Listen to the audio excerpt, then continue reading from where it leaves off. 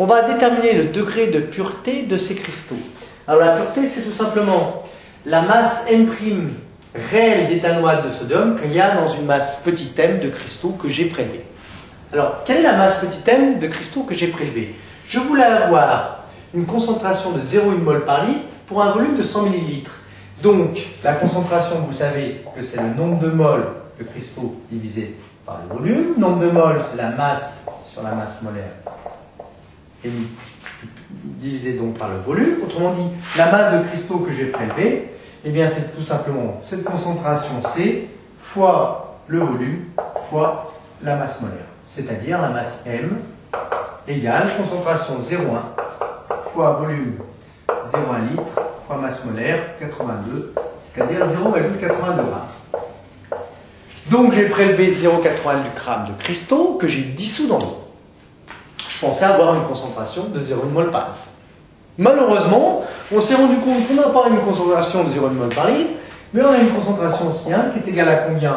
Tout simplement C1 égale 9,6 10 moins 3 mol par litre d'éthanoate de sodium. Autrement dit, la concentration C1 est plus petite que la concentration C attendue. Tout simplement parce qu'il y a moins d'éthanoate de sodium dans la solution qu'on pensait. Donc, ça veut dire que le cristal n'est pas pur. Quelle est la masse M' finalement d'éthanoate de sodium qu'il y a dans cette solution? Ben, je reprends la même formule, mais avec la concentration réelle, c'est-à-dire C1 fois le volume fois la masse molaire. Donc la valeur de M' est égale à 9,6 10 moins 3 multiplié par le volume grand V qui est de 100 ml, multiplié par la masse molaire qui est de 82, ce qui nous donne 0,79 grammes. Donc on n'a pas 0,82 grammes, mais 0,79 grammes. Quel est donc le pourcentage? Alors on multiplie par 100 pour avoir un pourcentage évidemment. Pourcentage de pureté P égale donc cette masse M' qui vaut 0,79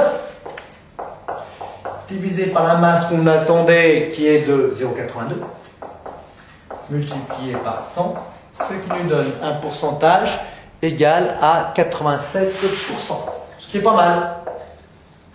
Donc dans les cristaux, il n'y a que 96% d'éthanoate de sodium. Au passage, ce solide se dissout dans l'eau totalement, évidemment. Donc 1 mol de CH3CO2Na va donner 1 mol de CH3CO2- et 1 mol de Na+.